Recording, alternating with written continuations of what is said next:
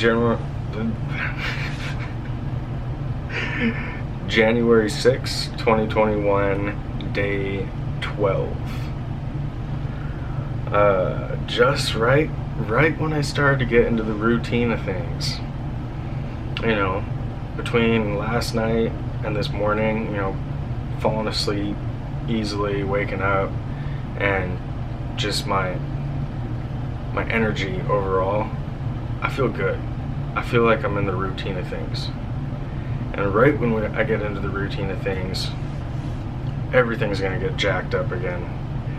So, as you've seen from the beginning clip, we've pulled into the port, and it's freezing.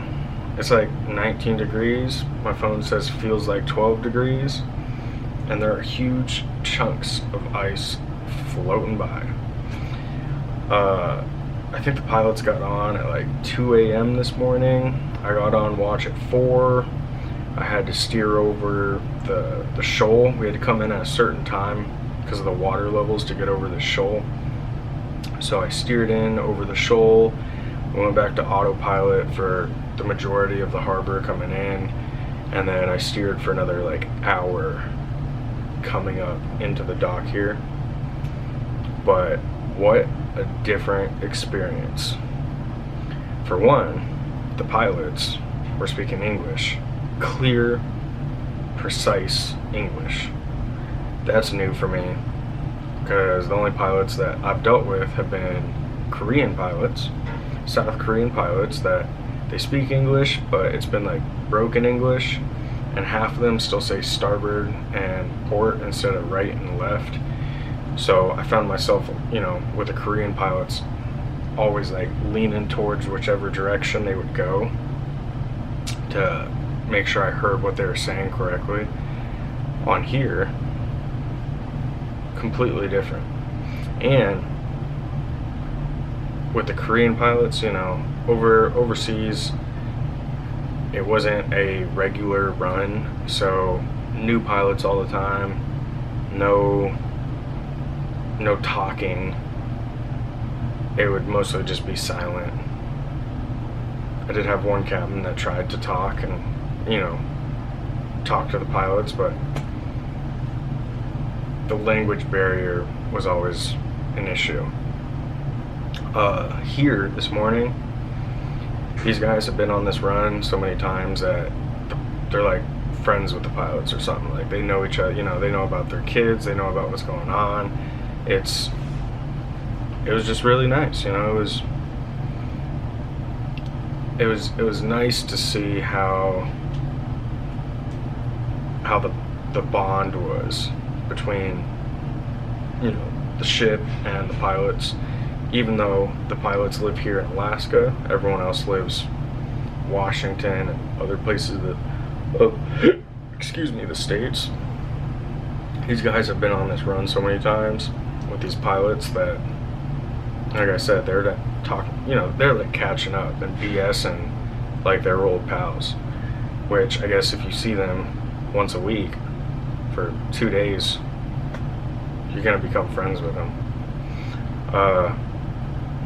The ice, though, they actually had to call in tugs to come up to the dock and break up the ice before we could even get in here, because if they don't and the ship comes up, it'll actually create too much of a distance between the ship and the dock. The ice will get stuck in the middle. So we actually had the tugs come in and break up the ice before we even got here. And I guess they have times where, you know, if we are here for 18 hours, the ice will refreeze and they have to bring in tugs again and break it apart before we can even leave. Which that's cool. What else do I got for you guys? Yeah, it was a good morning though. Just right when I get into the routine of things, we get here, and I was only able, you know, I steered in all the way to like I steered in to like 8:10, 8:15, and I helped the rest of the guys down on deck with the mooring lines, and then I got off at 9. So I'm not doing my full 4 hours of OT this morning because I have to save some for the end of the day when we go to leave. I have to save some overtime hours for the undocking of the ship. And this is gonna completely mess up my circadian, is that what it's called? Circadian rhythm? Sleep rhythm? Because I'm probably gonna try and take a nap here. We're supposed to be here, they say anywhere from 12 to 18 hours. The ship is just barely half loaded from what it is usually hauling up here, from what I've been told. But our departure time is like 2300. That's 11 p.m.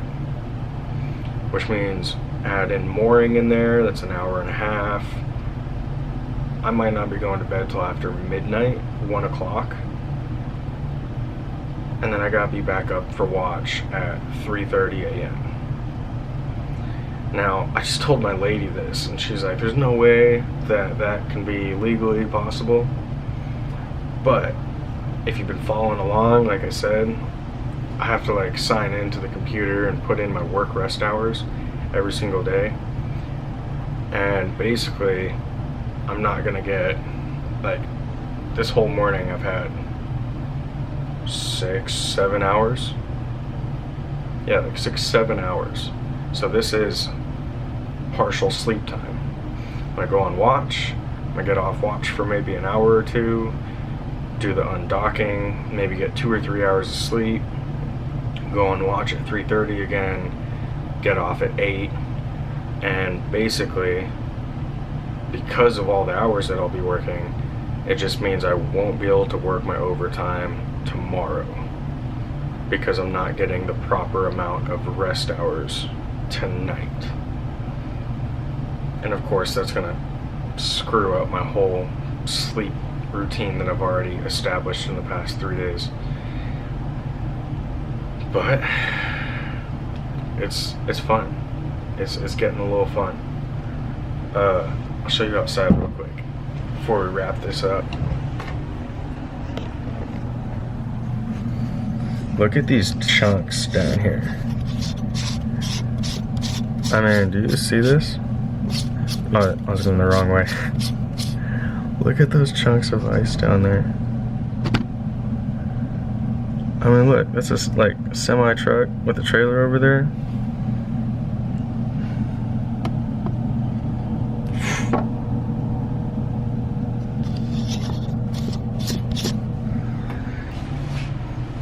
So yeah, that's really all I got for today. What else? I know there's some other things I want to talk about, but I always forget. I think of these things on watch, and then I don't write them down because I don't take my phone out on watch, and then I forget them. So enjoy the end of the clip of the ocean view that I'm dealing with right now, and I'll see you in the next video. Hit that subscribe button, like, comment, share. I'm out.